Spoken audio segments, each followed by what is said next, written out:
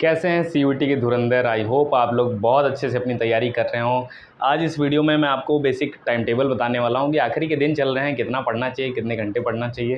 हालांकि ये कोई बातें नहीं होती, क्योंकि जब आप मेरे से ये पूछते हो कि भैया कब किस सब्जेक्ट को पढ़ें और पढ़ने के लिए टाइम कैसे निकालें, तो मैं आपसे एक सवाल ये पूछना चाहता हूँ कि सवाल ये होना चाहिए कि भैया हम दिन भर पढ़ते रहते हैं, हम खाने के लिए कब टाइम निकालें और हम समय अपने लिए कब निकालें। तो चलिए स्टार्ट करते हैं कि ये मैं हूँ, है ना, ये मेरा शेड्यूल है और ये वो शेड्यूल है जो अर्ली मॉर्निंग के स्टूडेंट होते हैं। क्योंकि बीएचयू में और अगर हम बात करें सीयूईटी में टॉप, तो ये भी करते हैं, ये भी करते हैं। तो इसका मतलब क्या है? इसका मतलब ये है कि जब आप कोई रिएक्शन से प्रोडक्ट बनाते हो तो कई बार हम क्या करते हैं कि हम डिफरेंट मैकेनिज़्म के थ्रू लाइक एक कन्वर्जन कर रहे हैं। तो एक कन्वर्जन में हम स्टार्टिंग से एंड तक हमें पहुंचना है, बीच में हमने क्या रास्ता चूज़ किया वो हमारी मर्ज़ी है, बशर्ते रिएक्शन सही होनी चाहिए, बशर्ते हमारी अप्रोच सही होनी चाहिए। चाहे अर्ली मॉर्निंग हो, चाहे लेट नाइट वाला हो, पहुँचते दोनों हैं, मंजिल एक ही है। मंजिल क्या है? मंजिल है भाई सीयूईटी को क्लियर करना अच्छे मार्क्स से। तो पहले अर्ली मॉर्निंग की बात कर लेते हैं। अगर मैं अर्ली मॉर्निंग वालों की बात करूं तो हो सकता है वो 5 बजे उठते हों, कई बार हो सकता है 6 बजे उठते हों, बट आपका टाइम फिक्स होना चाहिए। ये सोने का और उठने का टाइम फिक्स कर लोगे और खाने का भी फिक्स कर लोगे तो बहुत अच्छा रहेगा। ये 3 चीज़ें ही फिक्स की जाती हैं, उसके अलावा फिर आपको पढ़ते रहना है। तो बात कर लेते हैं शिफ्ट 1। मान लो 5 बजे उठे, है ना, तो 6 बजे से मैं मान लेता हूँ 1 घंटा आपको मैंने दे दिया कि आप आराम से फ्रेश हो जाओ, नहा लो। उस टाइम में 6 से 8 की शिफ्ट आपकी केमिस्ट्री या फिजिक्स में से कुछ भी हो सकती है ना। आप ज़्यादा क्योंकि सो के उठे होते हैं तो कई बार फोकस नहीं हो पाते हैं। मैंने बहुत बार ट्राई किया मॉर्निंग में, मेरे से नहीं हुआ, तो मैं अपना नेचुरल वे में गया।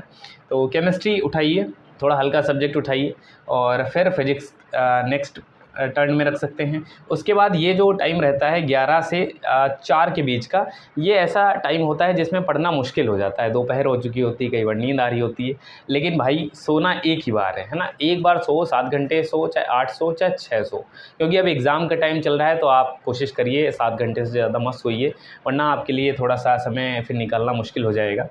तो ये वाला टाइम में आप क्या कर सकते हो कि आप कुछ हल्का ले लो, लाइक रिवीजन कर लो, नोट्स वगैरह देख लो, जो भी है। मतलब माहौल में पढ़ने वाले ही रहना, ऐसा नहीं कि पता चला निकल गए यार, बाहर ही घूम रहे हैं या फ़ोन चला रहे हैं या किसी से, है ना, बात कर रहे हैं, पता चला मैसेज आ गए तो उसी में 3-4 घंटे कब निकल के पता नहीं लग रहा है ना। तो ये चीज़ें नहीं करनी। ये गलतियाँ 10वीं में मैं किया करता था, तो मैं आपको गाइड कर रहा हूँ कि ये मत करना। फिर ये शिफ्ट 4 से 8 वाली जो है लेक्चर वाली शिफ्ट है।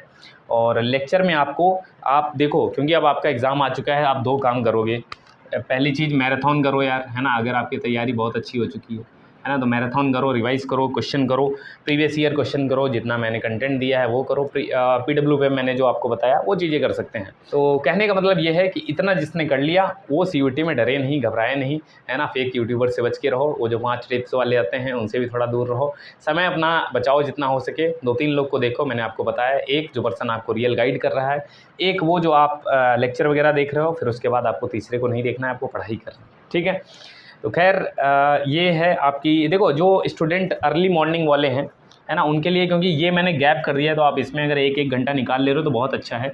टोटल आपका पढ़ने का टाइम कितना हो जा रहा है? 2 आवर इधर आ गए, 2 आवर इधर आ गए, 4 इधर, 8 टोटल। मैं मान के चलता हूँ कि अगर आप पढ़ाई वाले माहौल में रहते हैं तो 9 आवर आप डेली पढ़ रहे हैं और 7 आवर उसमें से आप निकाल ले रहे हैं। क्योंकि हमें पता है कि जब हम 9 घंटे जोड़ते हैं तो हम पूरा दिन पढ़ नहीं रहे होते हैं, कई बार, है ना, कुछ चीज़ें हो जाती हैं जब नहीं पढ़ रहे होते। तो 7 आवर आप अच्छे से उसमें आउटपुट निकाल सकते हैं।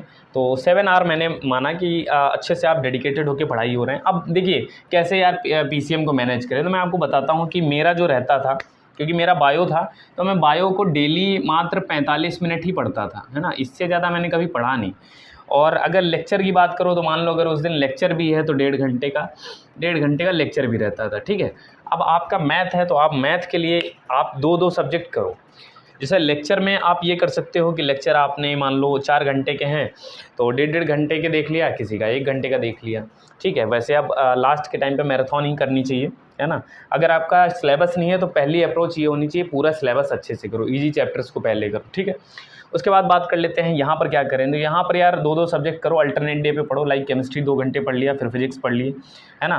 फिर उस दिन आप मैथ स्किप कर सकते हो। ये मेरा तरीका रहता था, है ना। बाकी आप अपने हिसाब से देख सकते हो।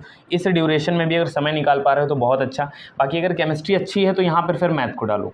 यहाँ पे इन 4 घंटे में आपको वो सब्जेक्ट पे काम करना है जो आपके अच्छे नहीं हैं। बाकी जो अच्छा है उसको कम समय में, जैसे मेरी बायो क्या थी कि बायो मुझे ऐसा लगता था कि मैं बायो 45 मिनट या 30 मिनट में कर सकता हूँ, है ना। एक बार मैं देख लिया तो मेरा हो जाता था, तो मैं उसको कम टाइम देता था। मेरा मेन फोकस था फिजिक्स पे था। हालांकि मेरे तीनों सब्जेक्ट बहुत अच्छे थे, फिजिक्स, केमिस्ट्री, खासकर फिजिक्स पढ़ना मुझे पसंद था। काफ़ी टाइम दे देता था, खासकर रात का पूरा टाइम मेरा फिजिक्स को जाता था। तो मैं बात करूँ, मेरा जो उठने का टाइमिंग था वो लगभग 8:30 के आसपास, आधे घंटे में ही मैं बैठ जाता था पढ़ने के लिए। और जो नहाने वाला और खाने वाला टाइम होता था वो मेरा 1 से लेके 3 के बीच में होता था। और मैं आपको बता दूं, मैं कभी खा के नहीं बैठता था। हालांकि ये आदत गलत है, बट मेरा क्योंकि नेचुरल रूटीन था और सुबह ही मेरे से खाना खाया नहीं जाता था, है ना।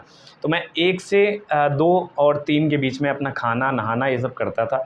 और मैं फ्रेश दोबारा जो पढ़ने बैठ पाता था वो था 3:30 और 4 कई बार, है ना। 3:30 मान सकते हैं। बट ये शिफ्ट मेरी फिक्स थी। 9 से लेके 1 वाली शिफ्ट बहुत स्ट्रॉन्ग शिफ्ट थी जिसमें मैं पढ़ता था, और इसको मिस नहीं किया कभी, है ना। डेडिकेटेड होके पढ़ाई करना बहुत इंपॉर्टेंट है, कंसिस्टेंट होके पढ़ाई करना इंपॉर्टेंट। एक चीज़ मैं आपको बताता हूँ, अगर अपने लाइफ में या डेली रूटीन में आप कुछ अच्छे काम करते रहो, लाइक आप जो करना चाहते हो वही अगर करते रहो तो आप मोटिवेटेड रहोगे, है ना। जैसे मैं एग्जांपल देता हूँ, अभी मैं यूट्यूब पे काम कर रहा हूँ तो मेरा 1 सब्सक्राइबर बढ़ता है तो वो एक खुशी है मेरे लिए, है ना, क्योंकि वो एक पर्सन है जिसने मेरे पे ट्रस्ट किया। तो ये चीज़ है, ट्रस्ट हम बहुत कम लोगों पे ही कर पाते हैं, और आप लोगों ने किया है तो उस पर मुझे बहुत प्राउड होता है। मैं बात करूँ शिफ्ट 4, देखो ये शिफ्ट भी मेरी फिक्स थी।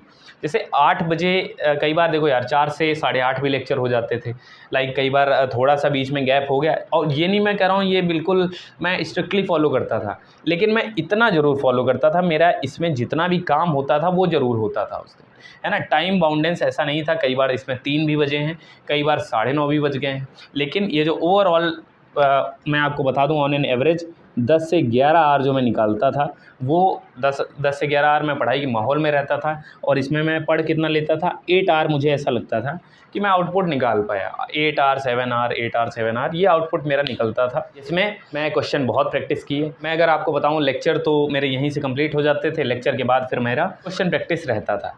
अब आपके लिए क्या है, आपके लिए ये है कि भाई जो भी मैराथन है ये 4 घंटे में अपना देखो, उसके बाद आप अपना लिख के प्रैक्टिस करो, कोशिश हो सके केमिस्ट्री में लिख के प्रैक्टिस करो, फिजिक्स में जो भी कॉन्सेप्ट हैं वो सारे देखो, है ना। फॉर्मूले वगैरह सारे आपको याद होने चाहिए।